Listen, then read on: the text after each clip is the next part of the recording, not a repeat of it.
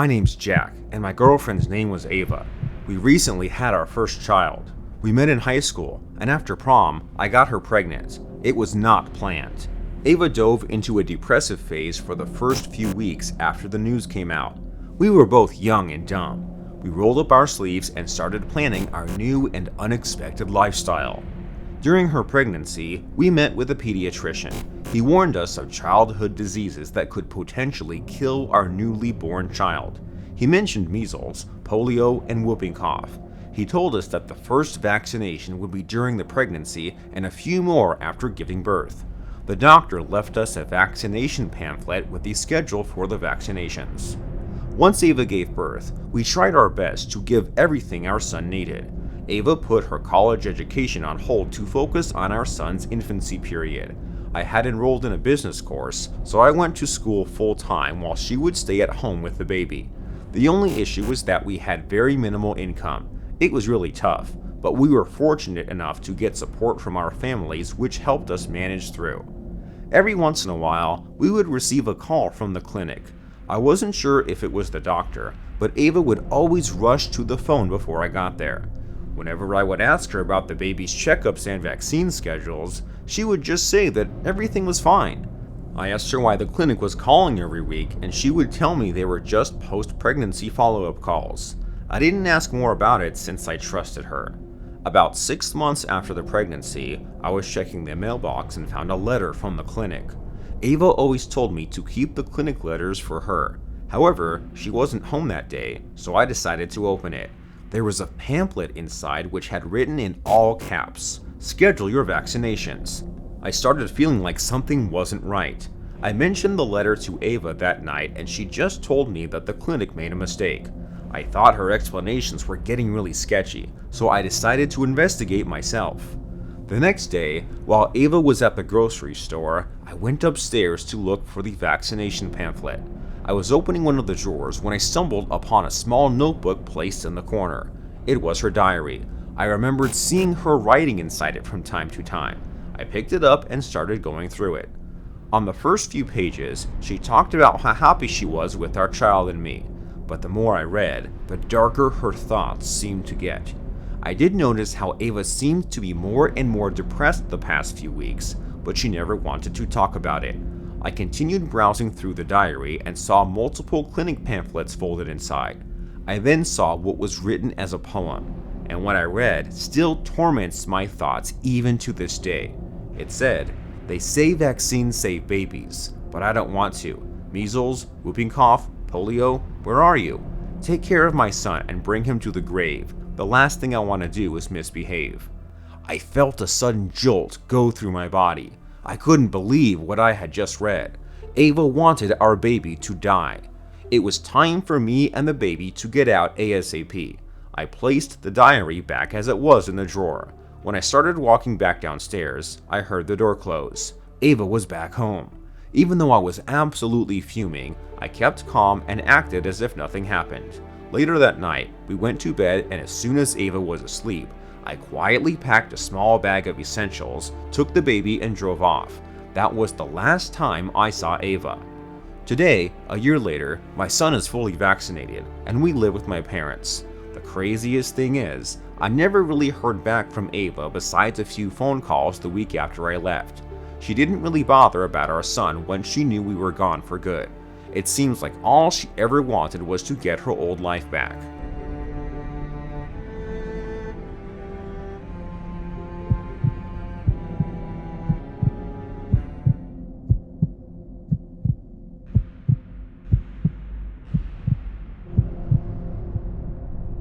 I was in college when things started getting tough for me. Everything seemed expensive, and the minimum wage I was earning as a server in a fast food restaurant was not enough to support my needs. It was summer vacation, so I thought I could use some extra cash. I started looking for student jobs online. I spent hours on Craigslist and eventually found an ad for a vacancy in a medical clinic a few blocks away. I emailed the user from listing and received a very quick response. I was invited to visit their office for an interview the next day. They described the position as the doctor's assistant. My job was to monitor his schedule and make sure he attends all his appointments. Quite simple, I thought. I signed the contract right away. I was happy to find a job so quickly. They said I'd start next Monday. I thanked them and walked towards the door. Before I could walk out, they casually mentioned that I needed to get vaccinated for influenza as part of the process. They said I needed to be protected as I would be exposed to many patients. It was cool with me since I had already gotten the flu shot a few times in the past. They scheduled my vaccination on Monday before my first shift.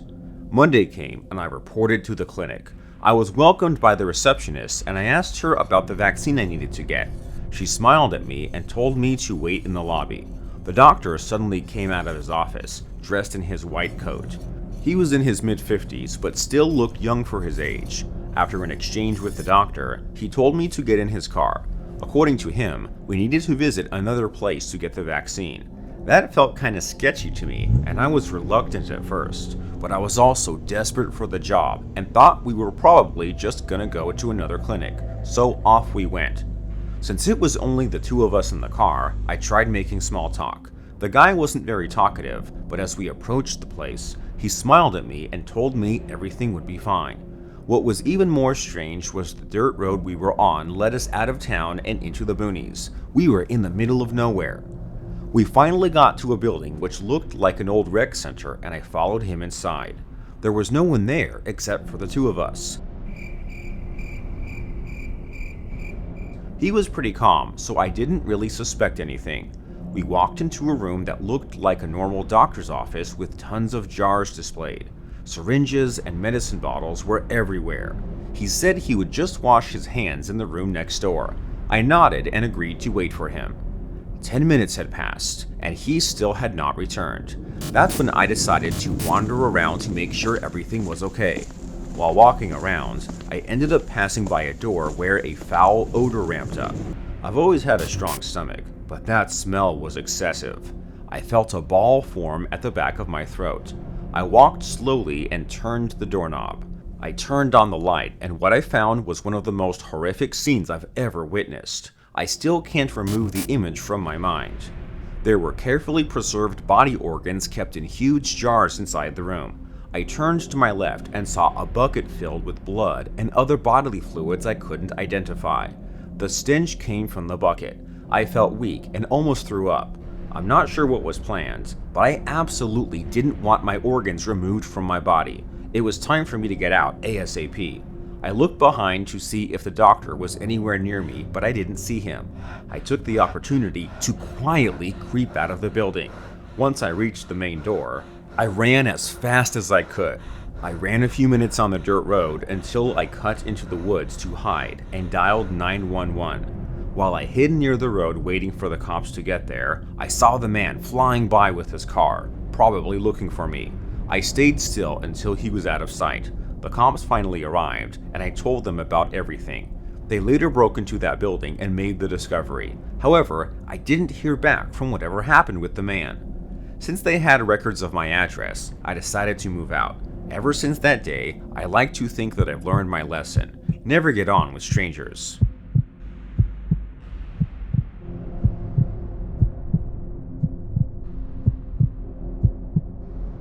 When I was 17, I had once lost control of my body. My Crohn's disease was in a full force attack and resulted in me needing multiple surgeries. The medical team approached my parents and proposed this new promising medication for my condition. It was just one shot and it would help reduce my symptoms tremendously and even potentially cure my illness. Now, the thing was that the medication, although promising, was still under a trial. I would therefore be a guinea pig. My parents, both desperate to find a way to cure me, agreed and signed the papers. So, a few days later, I went back to the hospital for my injection, but things didn't go well. That same night, my body became really stiff and built up to a point where I suddenly had a convulsion. My body jerked rapidly up and down on the hospital bed until I shook off and fell on the floor. My body hit the ground hard, but the movements continued intensely, and I started foaming at the mouth. I subsequently ended up having a heart attack. Doctors and nurses rushed in the room and did everything they could to revive me. Thankfully, I survived, but it could have been fatal. I woke up the next day feeling better. They wanted to keep me monitored for a few days. It was around 7 p.m. when the nurse entered the room to check my vital stats. She assured me that everything was stable and left the room. I then decided to roll over and take a rest. I was looking out the window when the same nurse entered the room. She said she just needed to check my vital stats. I looked at her with a huge question mark on my face. "Didn't you just do that?" I asked. She shook her head and replied, "No, silly." She checked everything, again, and told me everything was stable and left the room. I was confused. I didn't think about it too much and decided to just close my eyes and rest again. Every time she'd come in, I would always feel a sharp pins and needles type of pain around my hip area, as if she'd given me a shot of something while I wasn't paying attention. But then, the same nurse came in the room, smiling, and said she was just going to check my vitals again. I thought she was playing jokes on me and I didn't find it funny at all. I sharply told her to stop playing games and to leave me alone. She acted really confused and told me she just needed to do her job. And so she did check my vitals for the third time and told me everything was stable. Again, I felt that same sharp needling pain on my hip after I had closed my eyes while she was examining my vitals. She walked towards the door, and before leaving, she looked at me and smirked. I knew something wasn't right. I looked at the clock on the wall and the time wasn't running. I looked at the window and the sun was still high. It felt like I had been awake for a while, but everything was in super slow motion, as if I was really high on drugs. I started hyperventilating and panicking, and before I could reach the button beside my bed to call the nurses, the same nurse entered the room. She said hi and told me she just needed to check my vitals. I screamed, and then I blacked out. I woke up the next morning to my mom in tears beside my bed. She showed a smile of relief as soon as she saw me wake up. I had been in a state of coma for almost 12 hours due to my body showing heavy resistance to the medication. I told her I was happy to see her, and I also told her about the dream I had with the nurse. I didn't make a big deal out of it as I was feeling much better. Another day went by and the medical team gave me the release. My body had rejected the medication, and that was the reason for all the ups and downs I had gone through. They told me I had to monitor my body regularly and let them know if anything uncommon happened. I was saying my last goodbye to the medical team when I saw someone familiar on the far left side of the group. My jaw dropped. It was the nurse I saw in my dreams. My knees felt weak for a few seconds before I regained my senses. I turned around and walked out. Since then, I haven't been back in the hospital as my health has been good, but every day, I still wonder if the nurse checking my vitals and needling me was really just my imagination. Do you have a true, personal, scary story to share? Send your 500 to 600 word horror story to goosebumpsterofficial@gmail.com. Please make sure you have well-structured sentences and grammar. Also, let us know how you would like your name to be credited on the video. Terrorize the like button and subscribe to the channel if you dare. I'll see you soon.